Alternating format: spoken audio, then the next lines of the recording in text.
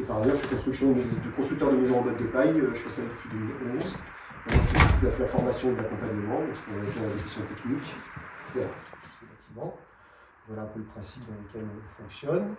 Préciser que le lieu fait un peu moins de 3 hectares, avec une bande constructive au centre. Il y a donc 12 maisons d'habitation, plus ce bâtiment qui est la maison commune, et des espaces vivriers. Là, il y a une phytoépuration collective. Tous les bâtiments sont reliés à une phytoépuration pour les zones grises. Et on est en toilette sèche sur l'ensemble des les maisons, plus ou moins, de quand datent-elles? Je suppose que...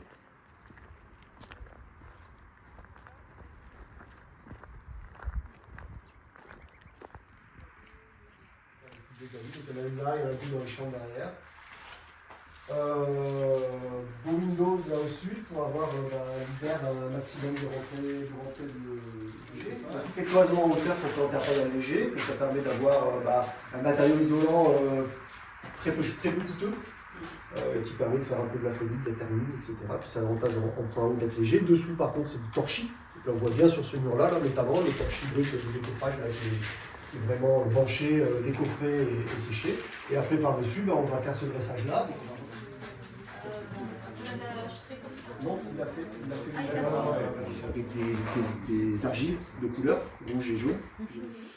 Ça, c'est argile blanche qui vient d'Exos, là, pas très loin d'ici. Et ça, c'est un mélange un peu particulier parce qu'il y a ça, une ouate de cellulose, donc argile. Se débrouille avec des stores ou des choses comme ça. Et puis après, au nord, donc là, c'est les façades nord, vous voyez qu'il y a plus des petites ouvertures. On a ce qu'on appelle des pièces tampons, donc par exemple, ça va être les toilettes ou un cellier, une buanderie, quelque chose comme ça, qui permettent au froid de l'hiver aussi de ne pas rentrer directement dans les pièces principales. Puis bon, nous on a choisi de mettre des volets parce qu'on aime bien les volets. C'est participatif, tu mets en toile, tu t'en vas et tu reviens faire la finition de pointe. Ouais. Donc tu n'as pas à revenir pour aller reboucher tous tes trous et mettre par les trous. Enfin, tu vois, ça pose un certain nombre de points techniques, alors que là, en fait, ton shoot, il est... Tu vois, tu regardes en bas, il est nickel, il n'y a pas un trou, il n'y a rien. Ça y est, c'est fait. Et puis ça reste compostable de la même manière, et ça marche très très bien en fait.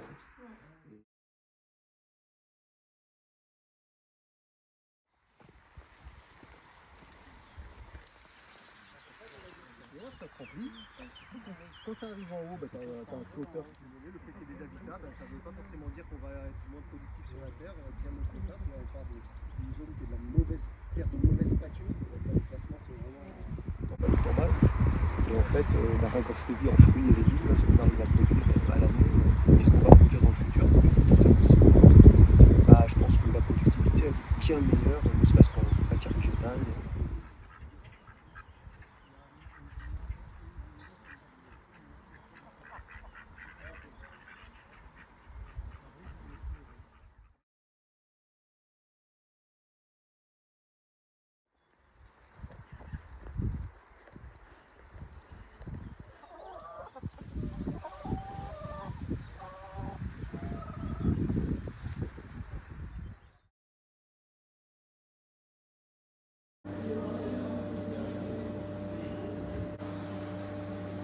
D'accompagner les porteurs de projets, donc collectivités ou particuliers, au développement de leur assainissement écologique. Qu'est-ce que ça veut dire assainissement écologique?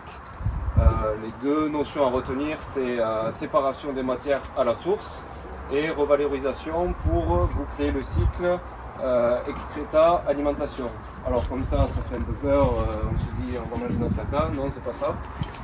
On va passer sur, au lieu d'avoir un circuit linéaire de l'assainissement, on va passer sur un circuit circulaire où on va donc séparer dans notre matière fécale et nos urines via la mise en place de toilettes sèches.